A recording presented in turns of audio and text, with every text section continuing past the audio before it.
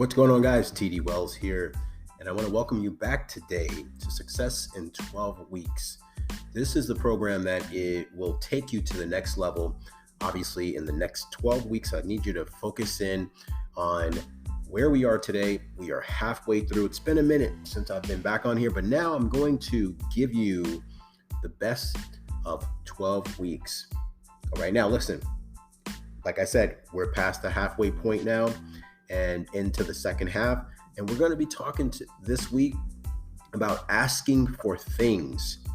Now, pay close attention, take notes, whatever you need to do, because there's going to be a series of steps that I'm going to touch on today that are extremely important in how you get things in life.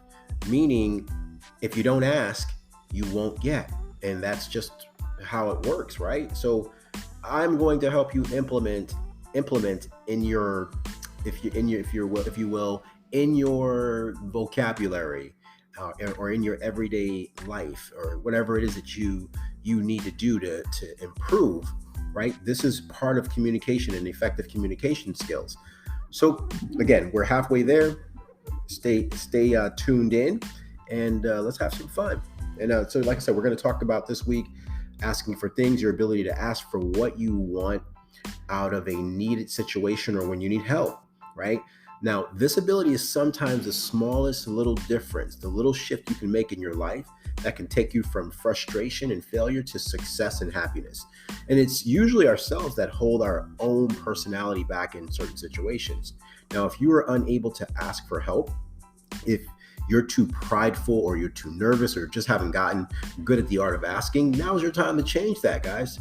Now, because the most successful people in the world have literally learned the art of asking, and if they often get help basically beyond what the average person gets, is because they ask for it. If you ever notice, most people that are extremely successful, the reason that they're successful is obviously because they've asked and they've developed the effective communication skill that articulates the ask, right? How do you ask for it? So let's talk about this piece for a second, because you're probably thinking this anyways. There is a great value in being able to stand on your own 2 feet and being able to be self-sufficient, doing things yourself without needing anybody else to help you, so to speak. So I think we can all agree to that, right? Now, this is a powerful and important characteristic to have. But having said that, there's nothing wrong with asking for help when you need it, especially when you know there's somebody out there that has access to somebody or has access to a certain skill or talent, or even a resource that you simply don't have access to right now. And they could elevate you from one level to the next simply by just asking them. Now, that's a powerful concept, because that takes nothing away from your ability to be self-sufficient and self-reliant. Now, pay close attention. When you ask somebody that has an advantage or has access to something you don't, you're simply taking advantage of an opportunity. It's still self-sufficiency. You're still the one creating the opportunity by asking. Seeing somebody that has the ability to fast track you to the result that you're trying to get to and not taking advantage of that because of your inability to ask is actually playing really stupid. It really is. It's playing dumb. It's actually going to delay your success and probably cause you more frustration than you need. So it's a very fine line, but here's what I want you to do. I want you to make sure that you don't confuse or blur the lines between self-sufficiency and the ability to ask for help. The other problem here is that people are often too stubborn or prideful or just nervous to ask for things that they want. Have you ever been in a situation where you want to ask for something and you fear of what could happen or what would happen in that particular situation, or even the rejection that you might overcome? Is that the only reason why you didn't move forward or proceed with it? I'm sure you've done it before, and I know I have. The most classic and common example is wanting to ask somebody of the opposite sex out on a date, right? That's the hardest part to do for anybody. And I just don't do it. I mean, you can't build up the courage to do it because your mind says or tells you what would happen if they say no. That's in any situation. If you're rejected, right? You feel that before you even ask that question. And so, well, nothing is going to happen if they say no, right? Other than the fact that you still don't have anybody to go to dinner with. You didn't even have anybody before. You still don't have anyone. You didn't even get it. It didn't even get any worse. And all that happened was that you asked for something and you got the answer. Now, we need to understand what asking really is about and be able to willingly do it. And I want you to really, again, hone into what I'm saying. If you deserve a raise, ask for it. If you need a letter of recommendation from somebody, ask for it. If you need advice or a helping hand, just ask. And ask with the expectation that you're going to receive a favorable answer, a positive one. Now, when you ask like a kind of meek or like soft or nervously, where your body language is telling the other person that you expect a negative reply, right? And that's probably happened a lot of times, then you're creating the environment for that to happen. Don't create that energy.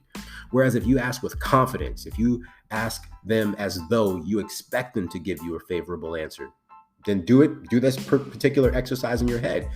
Picture yourself approaching the situation from one shoe or the other, and how do you see the result panning out in your head?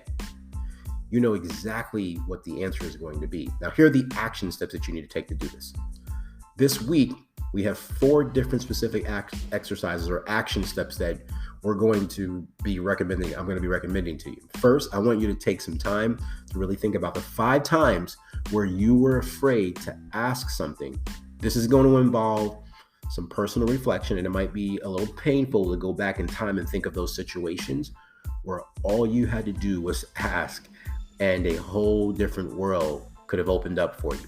But you sat behind your fears and you didn't do anything. And that's the problem, right? Is that what did I do? You didn't do anything. And what did that cost you, right? When you didn't do anything. Think about that. Really think on that and dwell about it. Like, think hard. And then the next step is you're going to move into action and ask 3 people close to you to do something. Like, ask for help with something.